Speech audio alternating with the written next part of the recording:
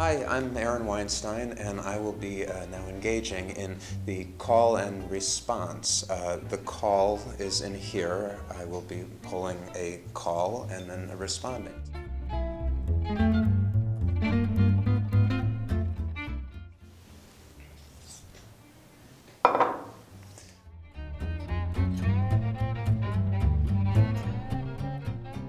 Well, in terms of this recording, it was basically a live gig. There were three people around one microphone, and we played music.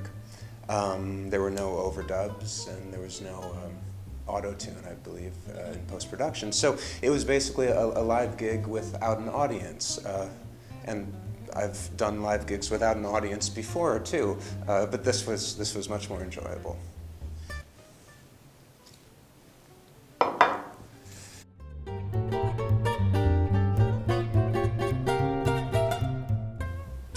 Well, that would be like if I had children saying what my favorite children is, what my favorite child is. Of course, I would have one, but I couldn't say it because that would be neglectful to the others. So I'll just say they're all my favorite.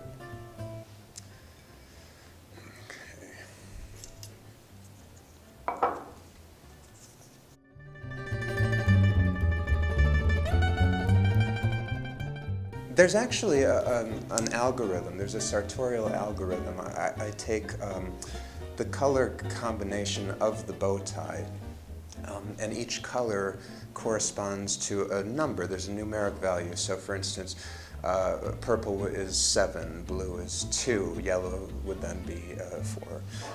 And I add up that numeric value, and then I take the bow tie untied, and I measure it in centimeters, and I divide that in half, and I multiply that number by the color numeric. And whatever that result is, I think about that number as I tie the bow tie. And that number subliminally impacts the size and the shape of the bow tie. Oh, yes.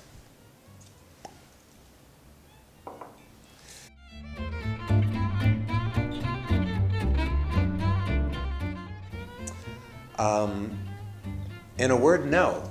I feel that what's had the greatest influence on my music is music. The music that I've listened to, the albums that I've really responded to, the musicians who I've worked with. That's really what's formed my musical sensibility. Any kind of identifier, gender or race or religion or sexuality or eye color or anything like that. At least just for me, the link between any of that and my music is very, very thin. Sometimes music is just about music. Oh, that's two. Okay.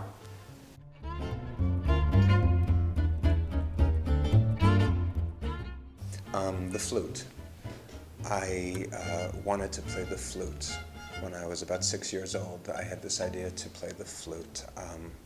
It wasn't a musical idea, it was a combative idea. I have an older brother, and I thought the flute would be a great weapon.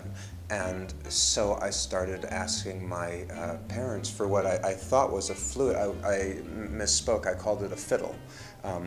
And like any good Jewish parents, they said no, and I had to keep asking for this thing that I was hoping was a flute, but I was calling a fiddle. And after years, I wore them down, and they got me what I asked for, which was a fiddle. And they present me with the case, and I open up this case thinking I was going to see a flute, and I see a violin, and it was a massive disappointment.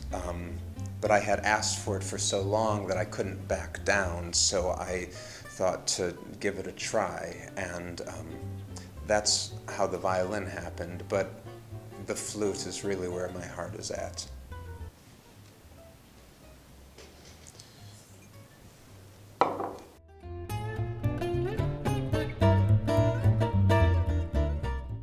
I like a lot of different people for different reasons. I like Johnny Mercer and Cole Porter. like Truman Capote for his short stories, and Gay Tullis for his essays. I like Chris Van Allsburg books, and the James Marshall George and Martha series I think is really beautiful. And Brian Selznick's books, even though he's also a 21st century writer, I think it's just a beautiful sense of imagination, beautifully articulated. And it travels with Charlie. John Steinbeck, I like him too. That's what comes to mind at the moment.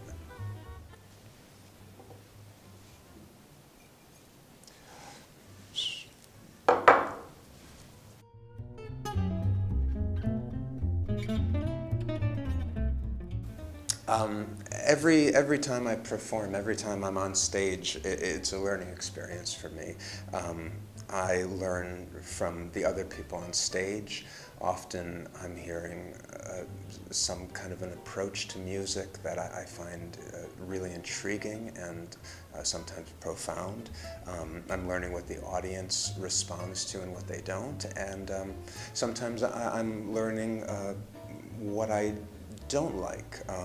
Maybe I'll hear someone do something that I don't respond to, and that's valuable too. But every performing situation is a learning experience for me. If I finish a concert and I don't have any further insight than I did prior to the beginning of the concert, I was not paying attention.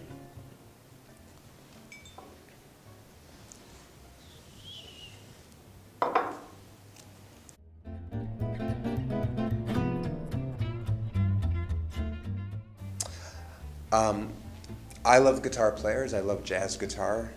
I don't play jazz guitar.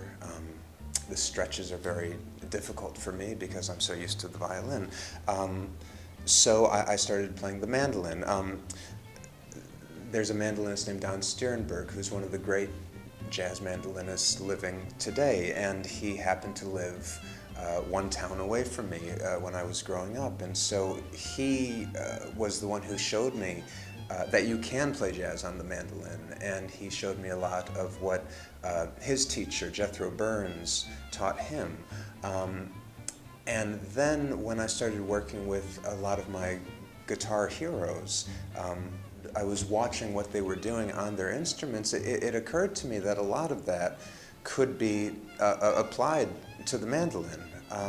And so I started experimenting with that and seeing how that would all work. So I would say that Don Stierenberg and Bucky Pizzarelli and Frank Vignola and Howard Alden and George Van Epps, lots of the great jazz guitar players, those were my mandolin influences.